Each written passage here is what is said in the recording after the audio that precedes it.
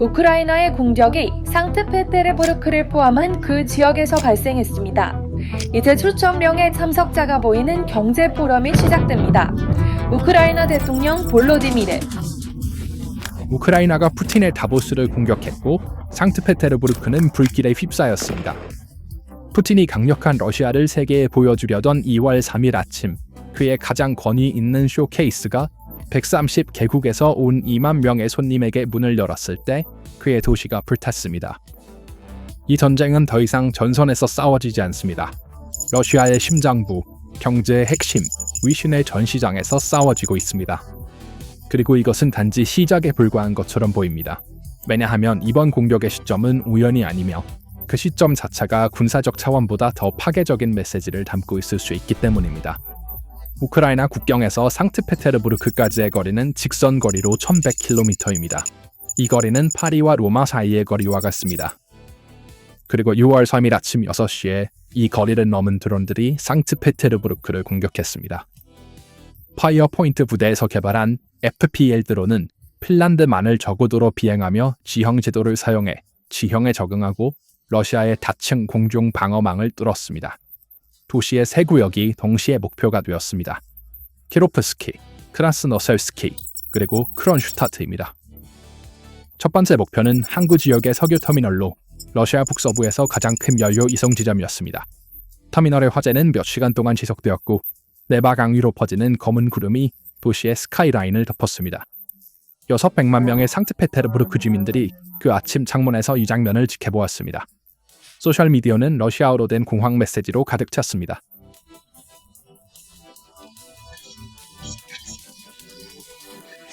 서로에게 무슨 일이야? 라고 물으며 도시가 불타면서 일상생활도 멈췄습니다.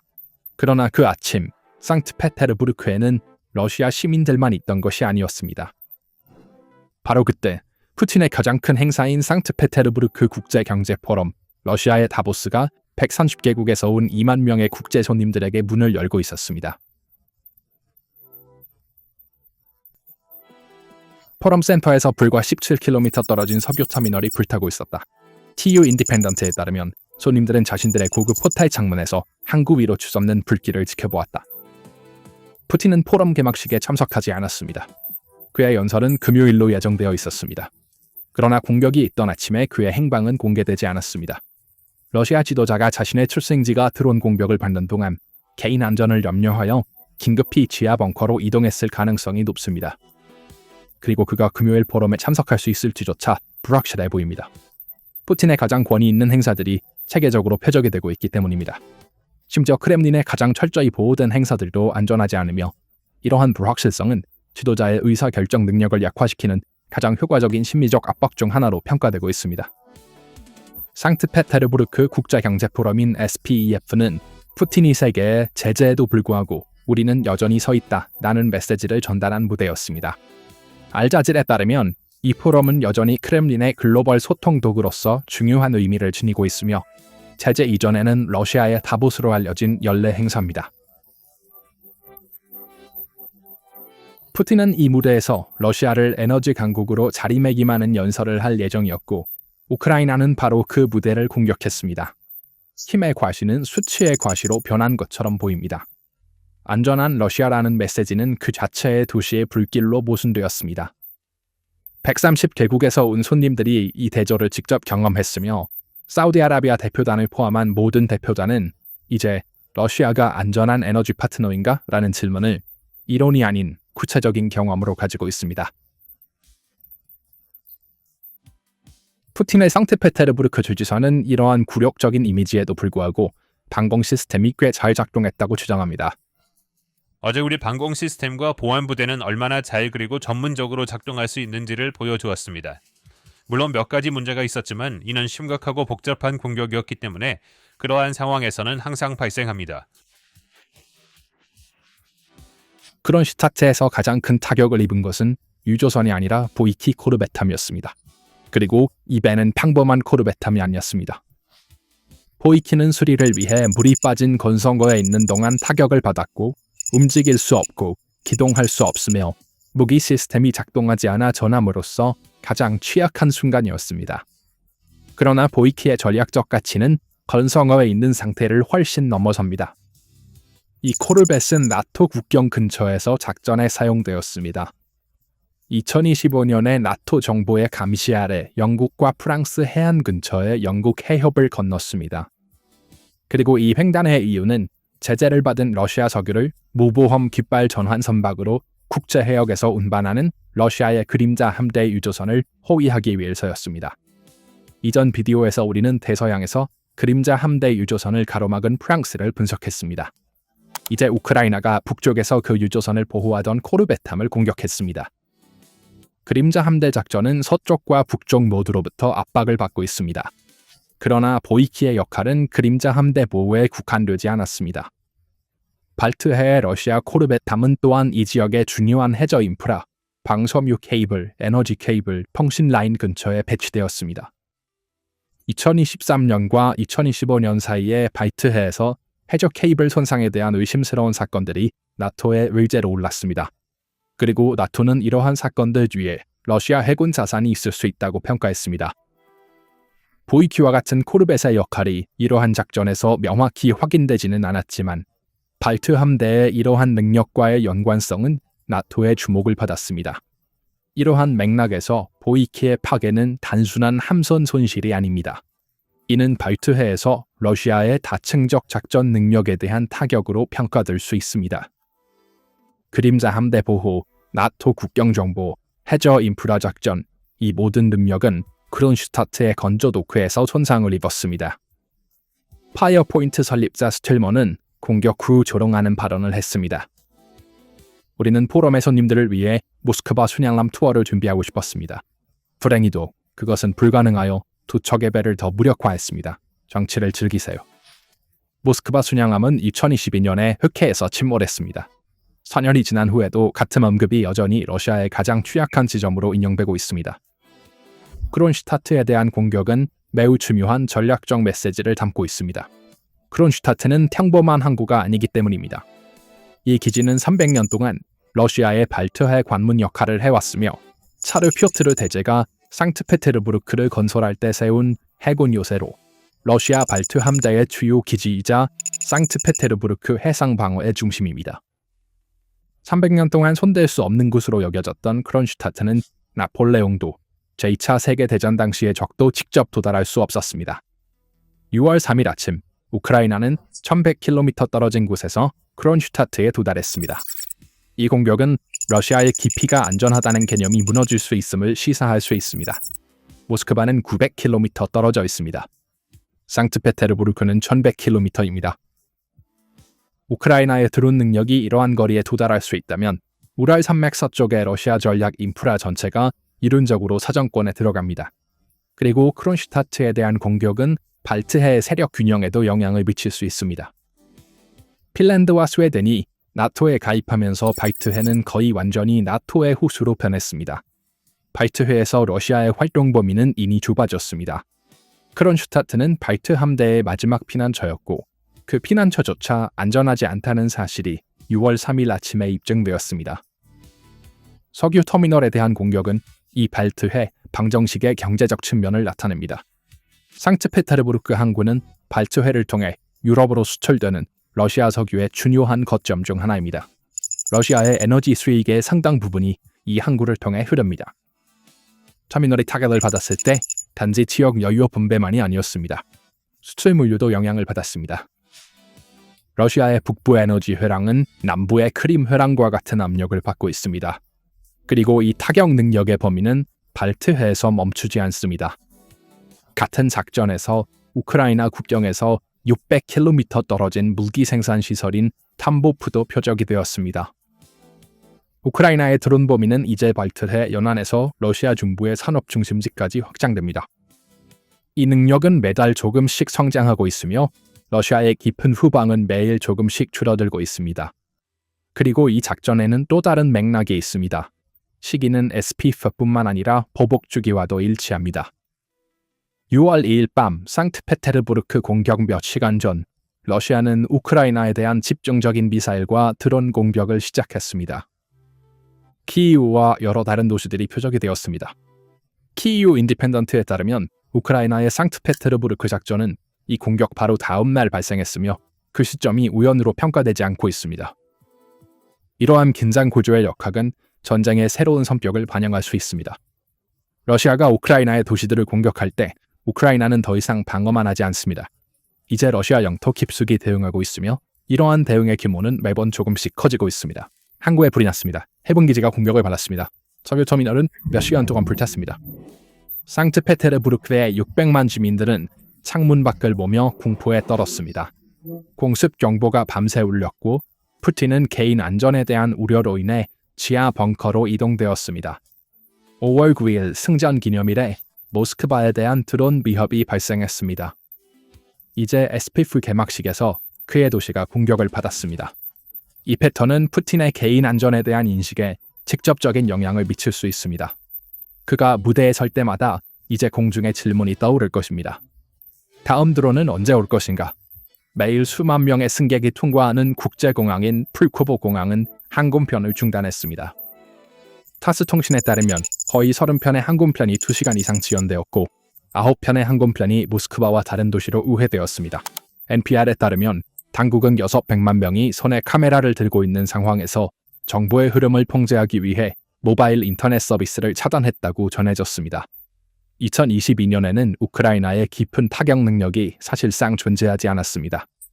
2024년에는 드론이 모스크바 주변 지역에 도달하기 시작했습니다. 2025년에 점유소들이 체계적으로 표적이 되었습니다. 그리고 2026년에 상트페테르부르크의 석유 터미널과 해군 기지가 1100km 깊이에서 공격을 받았습니다. 그리고 이 추세는 거리만의 문제가 아닙니다. 목표 범위도 확장되고 있습니다. 상트페테르부르크 공격은 러시아 에너지 수출 인프라의 중심을 겨냥했지만 이 중심은 단일 지점이 아닙니다. 발트해 연안에서 시베리아까지 이어지는 거대한 네트워크에 걸쳐 있습니다. 상트페테르부르크 항구는 이 네트워크의 북서쪽 노드로 발트해를 통해 유럽으로 향하는 러시아 석유 수출의 중요한 지점입니다.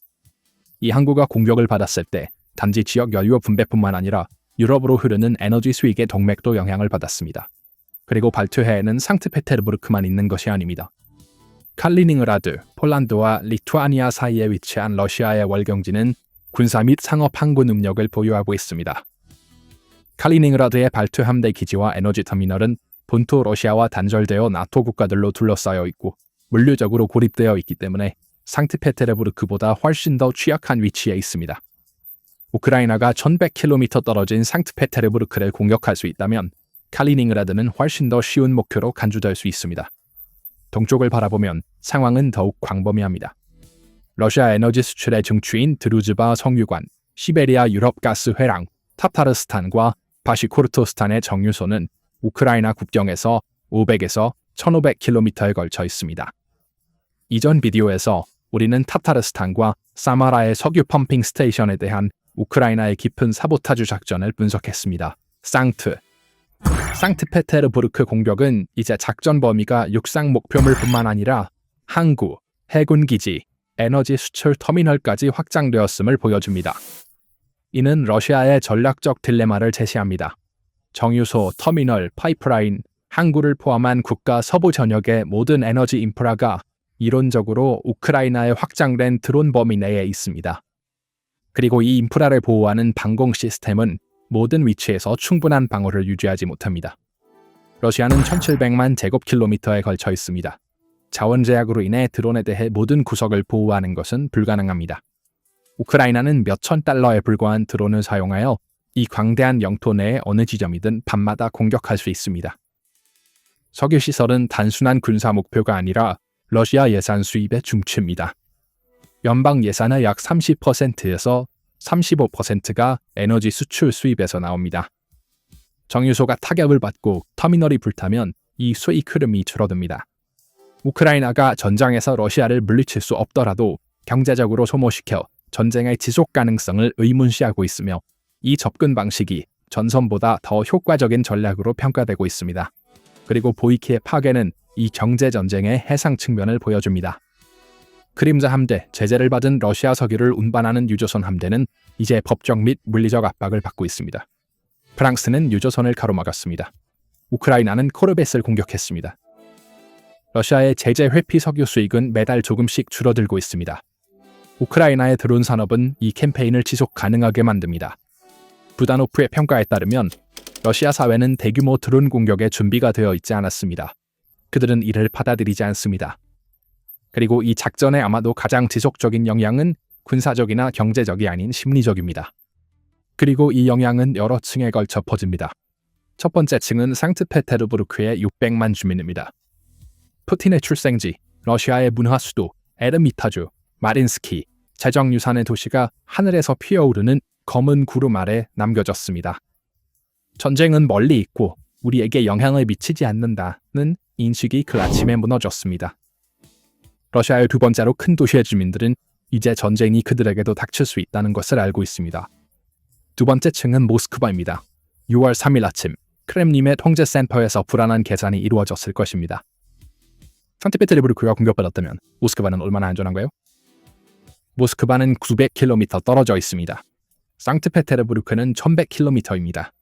더 짧은 거리는 더 쉬운 목표를 의미합니다. 세 번째 층은 러시아 군대입니다. 코르베탐이 크론슈타트의 건선거에서 공격을 받았고 이는 항구 보안이 유지될 수 없다는 가장 명확한 징후입니다. 발트함대의 인원들은 그날 아침 그들의 기지가 안전하지 않다는 것을 알게 되었습니다. 모스크바 순양함은 흑해에서 침몰했고 이제 보이키가 발트해에서 공격을 받았습니다. 러시아의 두 함대가 모두 타격을 입었습니다. 네 번째 층은 국제적입니다. 130개국에서 온 2만 명의 손님들이 연기 속에서 포럼에 들어왔습니다. 이 대표단들이 자국으로 돌아가면 러시아의 에너지 인프라는 안전한가? 라는 질문을 갖고 갈 것입니다. 그리고 이 질문은 투자 결정, 에너지 파트너십, 외교적 선택에 영향을 미칠 수 있습니다. 그리고 심지어 크렘린과 연계된 언론도 오늘 아침 침묵을 깼습니다. 러시아의 가장 크렘린과 연계된 언론 중 하나인 프라우다는 현재의 대응 전략에 근본적인 변화가 필요하다고 썼으며 이번 공격이 불편한 질문을 제기했다고 인정했습니다. 크렘린과 가장 가까운 언론이 문제가 있다고 말할 수밖에 없었던 사실은 상황의 심각성을 반영합니다. 나토 사무총장 아류이트도 같은 날 키이우에 있었고 그의 메시지는 날카로웠습니다. 러시아는 절박해지고 있다. 이 평가는 불타는 상트페테르부르크 항구와 극명한 대조를 이룹니다. 그림을 일방적으로 읽는 것은 오해를 불러일으킬 수 있습니다. SPF는 취소되지 않았습니다. 포럼은 계속됩니다. 푸틴의 금요일 연설은 프로그램에 남아있습니다. 130개국의 대표들이 여전히 참석하고 있으며 에너지 협정이 계속 체결되고 있습니다. 러시아의 국제적 고립은 완전하지 않습니다. 세계의 상당 부분이 여전히 러시아와 거래를 하고 있습니다. 러시아의 방공도 완전히 무력하지 않습니다. 레닌그라드 지역에서 59대의 드론이 요격되었고 러시아 전역에서 345대의 드론이 격추되었습니다. 작전의 상당 부분 드론이 목표에 도달하지 못했습니다. 방어 시스템이 작동하고 있지만 전체 위협을 막을 수는 없습니다. 석유 터미널의 피해도 아직 완전히 평가할 수 없습니다. 러시아는 이전에 손상된 에너지 시설을 예상보다 빠르게 수리한 적이 있습니다. 이 능력을 과소평가해서는 안 됩니다. 그리고 보이키호이함은 이미 드라이 도크에 있었습니다. 이미 현역에서 제외되었습니다. 작전 측면에서 발트 함대에 대한 즉각적인 영향은 제한적일 수 있습니다. 페스코프의 반응은 우리의 대응은 체계적일 것입니다. 였지만 그의 도시의 터미널이 불타면서 이 약속은 신뢰를 잃은 것처럼 보입니다. 외교적 맥락도 그림에 추가적인 차원을 더합니다. 제네바 회담 이후 3자 형식은 사실상 종료되었습니다. 젤렌스키는 과정을 되살리려고 노력하고 있습니다. SPF 공격은 이 교착 상태에서 매우 구체적인 메시지를 전달합니다. 우크라이나는 협상 테이블이 마련되지 않은 채 가만히 있지 않습니다. 반대로 매일 러시아의 전략 자산에 더 깊은 타격을 가하고 있습니다. 그리고 진짜 질문은 이것입니다. 러시아가 정말로 1100km 깊이에서 드론 위협을 막을 수 있을까요? FP1의 핀란드만 정도는 반복 가능합니다. 우크라이나의 드론 능력은 매달 증가하고 있으며 우리는 그들을 막을 것이다 라는 약속은 매번 성공적인 공격으로 조금씩 약해지고 있습니다. 푸틴은 세계의 강한 러시아를 보여주려고 했습니다. 그의 다보스에서 그는 130개국에서 온 2만 명의 손님들에게 에너지 초강대국 연설을 할 예정이었다. 무대는 준비되어 있었다. 대신 600만 명의 상트페테르부르크 주민들이 창문 너머로 불길을 지켜보았다. 공항은 폐쇄되었다. 300년 된 해군 요새에서 보이키 호위함에 불이 붙었다. 가장 큰 석유 터미널이 몇 시간 동안 불탔고 푸틴은 아마도 자신의 출생지에 있는 지하 벙커에서 기다리고 있었을 것입니다. 우크라이나의 무인 시스템 부대가 최종 발언을 했다. 우리의 대표는 단방향으로만 날아간다. 우크라이나는 1100km 떨어진 곳에서 600만 명의 목격자와 130제국 앞에서 힘의 쇼를 수치의 쇼로 바꾼 것처럼 보인다. 그리고 이것은 시작에 불과한 것 같습니다. 발트해의 문이 뚫렸고 그림자 함대의 코르벳이 불탔으며 러시아가 손댈 수 없다고 생각했던 모든 지점이 이제 사정권에 들어왔습니다. 이에 대해 어떻게 생각하시나요? 댓글로 의견을 공유해주세요. 채널을 구독하고 알림을 켜서 PPR 글로벌의 최신 분석을 받아보세요. 저희를 선택해주셔서 감사합니다. 주셔서 감사합니다.